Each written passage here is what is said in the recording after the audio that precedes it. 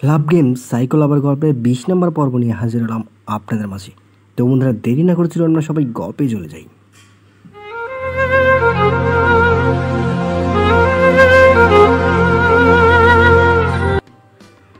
আমার বাচ্চা চাই না। রুষা খুব সহজ আর স্বাভাবিকভাবেই কথাটা বলল, কিন্তু ওর এই কথা আদৃশ ঠিক হজম করতে পারল না। রুষা ঠান্ডা মাথায় এই ছোট্ট কথা দ্বারা বড় একটা খুন করে ফেলল।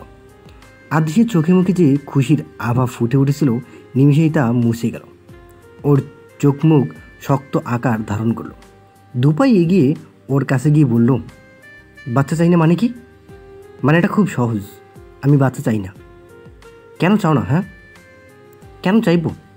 আমি এই বাচ্চা জন্ম দিতে পারবো? কেন পারবে না? সমস্যাটা কোথায় তোমার? বাচ্চা জন্ম দেওয়ার জন্য আমি বেঁচে থাকবো তো? তোমার শত্রুতা আমাকে বাঁচতে দিবে?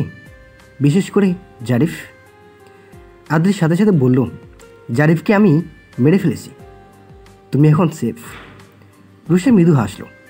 আদ্রিস তাহলে ওকে এতদিন জারিফের ব্যাপারে মিথ্যে বলেছে? জারিফ না হয় মরে গেছে, তোমার কি শত্রুর অভাব? আমার জীবনের গ্যারান্টি আছে। আদ্রিস রুষার দুহাত ধরে নরম কণ্ঠে বলল, রুষা, কেউ তোমার ছায়াও ছুঁতে পারবে না। আমি আমার সমস্ত ফোর্স লাগিয়ে দেব, তুমি সুস্থভাবেই ওকে পৃথিবীতে আনতে পারবে।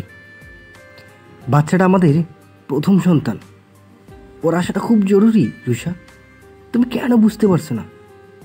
তোমার আমার ও চিহ্ন হবে, আমাদের দুজনের জন্যই খুব জরুরি। রুষা আদৃশের হাত ছাড়িয়ে নিল। আদৃশ ওর দিকে চেয়ে আছে। রুষা আদৃশের চোখে চোখ রেখে বলল, জন্ম দিতে পারলেও সুস্থ একটা জীবন দিতে পারবো? পারবো না। কোন পরিচয়ে বাঁচবে ও? কার পরিচয়ে বাঁচবে? আমার সন্তান অবশ্যই আমার পরিচয়ে বাঁচবে। রুষা তাচ্ছিল্য করে বলল, তোমার আমার পরিচয় আছে? ও হ্যাঁ, আছে তো। একজন মাফিয়া, ক্রিমিনাল, খুনি, সাইকো। খুবই সম্মানের পরিচয়, তাই না? এই পরিচয়ে বড় হবে ও।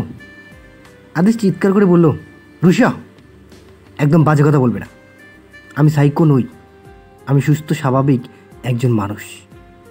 এই শব্দটা তোমার মুখে আরেকবার শুনলে কি করবে? শুনলে কি করবে তুমি? তোমার জিভ টেনে ছিঁড়ে ফেলব। তুমি এমনই একজন মানুষ, নিজের সন্তানকেও হত্যা করতে দুবার ভাববে না। দেখা গেল জন্ম দেওয়ার আগে তুমিই খুন করে ফেললে, অথবা জন্ম দেওয়ার পরে। আদেশ নিজের রাগ কন্ট্রোল করতে পারছে না। নিজের সন্তানকে খুন করবে এটা রুষা ভাবলো কী করে? আদেশ ঠাটিয়ে এক চড় মারল রুষাকে। রুষা ছিটকে খাটের কোণায় পড়ে গেল। রুষা ঘাড় ঘুরিয়ে মৃদু হাসল, তারপর বলল, সাথে সাথে প্রমাণ করে দিলে তো তুমি যে একটা ক্রিমিনাল।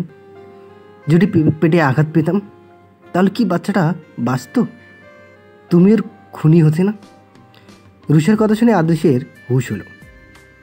রুষা তো ঠিকই বলছে, বেকায়দায় আঘাত পেলে বাচ্চাটার কি হতো?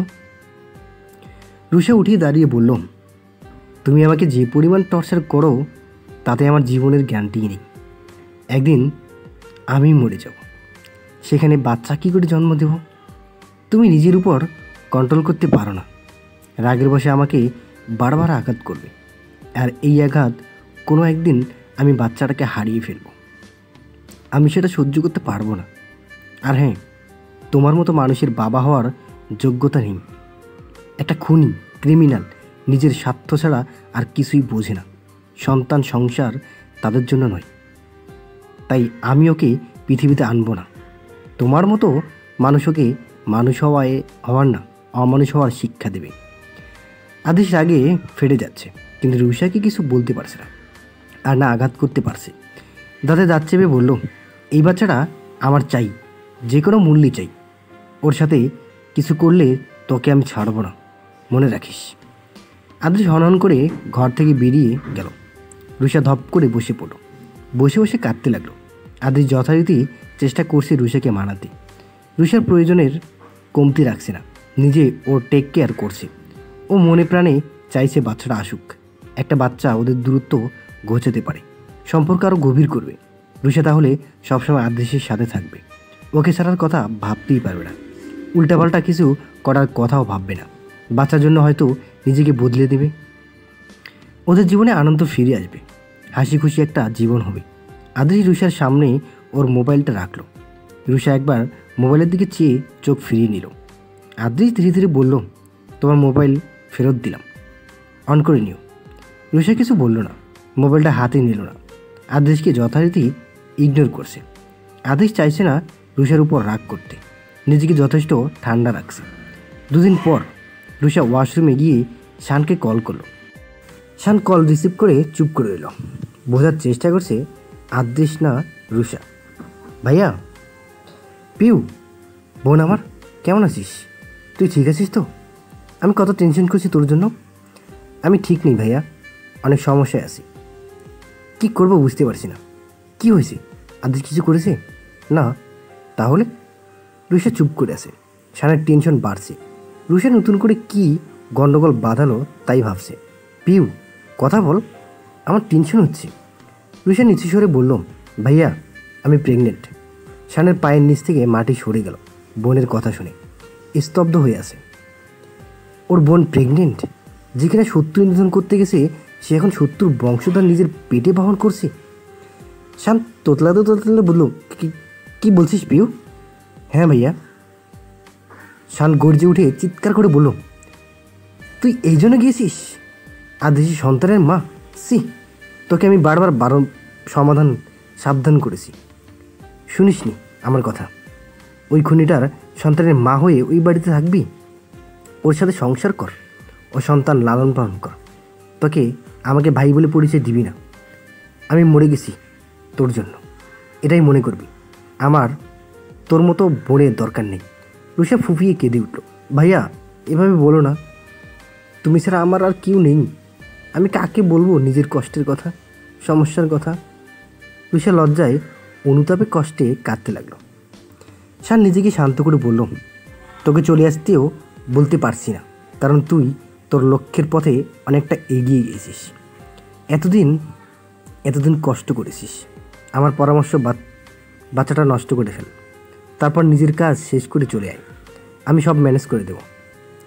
রুষার নিজেকে অসহায় লাগছে। কি করবে বুঝতে পারছে না। বাচ্চা নষ্ট করে ফেলবে? আমার বাচ্চা? শান আবারও চিৎকার করে উঠল, ভুলে গেছিস তুই সব? ভুলে গেছিস ও আমাদের সাথে কি করেছে? আমাদের পরিবারটা ধ্বংস করে দিয়েছে। সেসব দিন ভুলে গেছিস? কতটা ছটফট করছি আমরা, কত কেঁদেছি, চিৎকার করে কেঁদেছি, আর্তনাদ করেছি, কত অসহায় ছিলাম। এখন আমি কিছুই ভুলিনি, অথচ তুই সব ভুলে বসে আছিস। তোর ভাইয়ের সাথে, ভাবির সাথে, তার অনাগত সন্তানের সাথে কি করেছে সব ভুলে গেছিস তুই। একটা বাচ্চা আমাদের বাড়ি মাতিয়ে রাখার কথা ছিল, কিন্তু সে এখন আমার মায়ের সঙ্গে কবরবাসী হয়ে গেছে। ভাই ভাবিকে তো বাবা মায়ের মতো মানতিস, তাদের কথা ভুলে গেলি? কত তপস্যার পরে একটা বাচ্চা দিয়েছিল আল্লাহ, সেটাও কেড়ে নিয়েছে ওই আদৃশ। মৃত মানুষের মতো বেশি আছি, হাসতে ভুলে গেছি পিউ। কতটা অসহায় হয়ে গেছি। তুই সেদিন চিৎকার করে কি বলেছিলি, কি প্রতিজ্ঞা করেছিলি, সব ভুলে গেছিস পিউ এত তাড়াতাড়ি? শান কাঁদছে, রুষা ওর সাথে কাঁদছে। সেসব দিনের কথা ওর চোখের সামনে ভেসে উঠছে। নিজেকে সামলাতে পারছে না রুষা, মেঝেতে বসে পড়ল। ভয়ানক লোমহর্ষক পরিস্থিতির মধ্য দিয়ে এতগুলো দিন পার করে গেছে। না ভাইয়া, কিছুই ভুলিনি। আমি প্রতিশোধ নেব, সব কিছুর প্রতিশোধ নেব। আমি আমার প্রতিজ্ঞা পূরণ করব। আমার ভাই ভাবি তাদের অনাগত সন্তানের সাথে হওয়া অন্যায়ের প্রতিশোধ নেব। ও যেদিন ওর বাচ্চার জন্য ছটফট করবে সেদিন আমি শান্তি পাব। এখন কি করবি তা তুই ভালো জানিস। আদৃশ বলেছি যে কোনো মূল্যে ওর বাচ্চা চাই। বাচ্চার কিছু হলে আমাকে ছাড়বে না। আমি কি করব? ও যন্ত্রণা তাহলে শুরু হয়ে গেছে। তুই এমন কিছু কর যাতে দায়ভার তোর উপর না পড়ে, ঠিক আছে?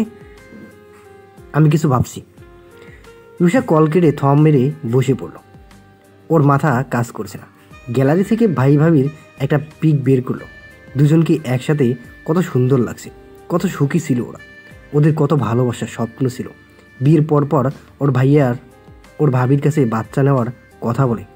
বাচ্চা হচ্ছিল না দেখে ওর ভাবির মনমরা হয়ে থাকতো, মনে মনে অনেক কষ্ট পেত, আল্লাহর দরবারে কান্নাকাটি করত, কত কি মানত করেছে। রুশিকে কল করেও অনেক কান্নাকাটি করত। ওর ভাই অনেক বুঝাতো, কিন্তু তার মনে হতো সে হয়তো কোনোদিন মা হতে পারবে না। তারপর 3 বছরের মাথায় আল্লাহ মুখ তুলে দেখায়। সেদিন ওদের বাড়িতে যেন ঈদ উৎসব। রুষাকে ভিডিও কল করে যখন ভাই ভাবি একসাথে খবর দিয়েছিল, তখন রুষা ওদের মুখের দিকে চেয়েছিল। কত খুশি ছিল তারা। কল কেটে নিজেও কেঁদেছিল খুশিতে। পড়াশোনার ফাঁকে ফাঁকে ভাইয়ের বাচ্চার জন্য সুন্দর একটা নাম খুঁজত। ভাইয়া, আমি এত স্বার্থপর কিভাবে হয়ে গেলাম? কি করে সব ভুলে গেলাম? তুমি আমার বাবা, আমার মা ছিলে। তুমি ছোট থেকে আগলে রেখেছো, এতটা ভালোবেসেছো, বিয়ে পর্যন্ত করতে চাওনি। তোমার সাথে কি হয়েছিল কি করে ভুলে গেলাম? আমার ভাবির সাথে কি হয়েছিল কি করে ভুলে গেলাম? তোমাদের বাচ্চার সাথে যা হয়েছে তা কি করে ভুলে গেলাম? আমাদের সাজানো সংসারের সাথে কি হয়েছিল তাও ভুলে গেলাম। এত স্বার্থপর কিভাবে হতে পারলি পিউ? নিজের প্রতিজ্ঞার কথা ভুলে গেলি? আমি আদৃশকে ছাড়ব না, সব কিছুর বরাবর হিসেব নেব। ও আমাদের কাছ থেকে যা যা কেড়ে নিয়েছে তা সব কেড়ে নেব, ওর বাচ্চাকেও কেড়ে নেব। আমি ওকে ছাড়বো না ভাইয়া, আমি ওকে ছাড়বো না ভাবি। প্রতিটি মৃত্যু প্রতিশোধ নেব, ভয়ানক প্রতিশোধ। রুষা পাগলের মতো আচরণ করছে, চিৎকার করে কাঁদছে, হাত দুটো দিয়ে মেঝেতে আঘাত করছে, হাতে রক্ত জমে গেছে। রুষা আদৃশের সাথে স্বাভাবিক ব্যবহার করছে। আদৃশেতে খুব বেশ খুশি। ওরা দুজন একসাথে ডাক্তারের কাছে গিয়েছিল, বেবির কন্ডিশন নিয়ে কথা বলেছে, কিভাবে চলতে হবে সব পরামর্শ নিয়েছে। বেবির বয়স 2 মাসের অধিক, আর 8 মাস পরে বেবিকে ছুঁতে পারবে। আদৃশ সেই সময়টার জন্য ওদের আগ্রহে অপেক্ষা করছে। ওরা দুজন মিলে বেবির জন্য খেলনা, জামা কাপড় কেনাকাটা শুরু করে দিয়েছে। আদৃশ ওকে কেনাকাটার বাহানায় বাইরে নিয়ে যায়, যাতে ওর মন ভালো থাকে। বিভিন্ন জায়গায় ঘুরতে নিয়ে যায়, রাতে লং ড্রাইভে যায়। ওর মন সব সময় ফুরফুরে রাখার চেষ্টা করে, কারণ ডাক্তার স্ট্রেস ফ্রি থাকতে বলেছে। রুষার মাথায় এক এক সময় এক এক প্ল্যান ঘুরতে থাকে, কিন্তু কোনো প্ল্যান কাজে দিচ্ছে না, সব প্ল্যান ফ্লপ হয়। আদৃশ শাওয়ার নিয়ে এসে রেডি হচ্ছে, জামা কাপড় এটা সেটা ঘরে সরিয়ে রেখেছে। রুষা শুয়ে শুয়ে দেখছে এসব। আদৃশ, তোমাকে না কতদিন বলেছি এভাবে ছড়িয়ে ছিটিয়ে রাখবে না, এগুলো আমার পছন্দ না। আর নিচে এসব কী রেখেছো? যদি আমি পড়ে যাই তোমাকে আর কতবার বলবো? আদৃশ সরি বলে টুল কাউস জায়গায় মতো রাখলো, কার্পেটের উপর থেকে হ্যান্ডার তুলল। রুষা বিছানা থেকে নেমে ওয়াশরুমে গেল। আদৃশ শ্যাম্পুর বোতল ফেলে রেখেছে, মেঝেটা পুরো ভেজা। রুষা বেশ বিরক্ত হলো। শ্যাম্পুর বোতলটা তুলে সিপি লাগাতে গিয়ে থেমে গেল। কিছু একটা ভাবলো, তারপর কিছু শ্যাম্পু মেঝেতে ফেলে দিল। পা দিয়ে সেই শ্যাম্পু ছড়াচ্ছে। আদৃশ টাই বাঁধার জন্য টাইটা হাতে নিতেই রুষার চিৎকারের শব্দ কানে ভেসে আসে। আদৃশের হাত থেকে টাই পড়ে গেল, বুকটা ধুক করে উঠল। আদৃশ দৌড়ে দরজার সামনে গেল। দরজার ভিতরে থেকে বন্ধ, রুষার আর্তনাদ কানে আসছে। আদৃশ দরজা ভেঙে ফেলে। রুষা মেঝেতে পেটে হাত দিয়ে কাঁদছে, পায়ের কাছে রক্তের মতো কিছু দেখা যাচ্ছে। আদৃশ দ্রুত ওকে ধরতেই রুষা জ্ঞান হারালো। হাসপাতালের বেডে রুষা ঘুমিয়ে আছে। আদৃশের সামনে যাওয়ার সাহস পাচ্ছে না। ওর ঘুমন্ত মুখটা যেন বলছে, তুমি খুনি, আমার নিষ্পাপ বাচ্চার খুনি। আদৃশের চোখ ফেটে যেন কান্না হয়ে রক্ত ঝরছে। এর আগে শেষ কবে এত কষ্ট পেয়েছে, চোখে পানি এসেছে মনে নেই। ডাক্তার কিছুক্ষণ আগেই বলেছে ওর মিসক্যারেজ হয়ে গেছে। বন্ধুরা, আমাদের গল্পটি কেমন লাগলো আজকে? যদি ভালো লেগে থাকে অবশ্যই একটা কমেন্ট করে জানাবেন। আর রুষা কি পারলো তার নিজের বাচ্চাটাকে মেরে ফেলতে?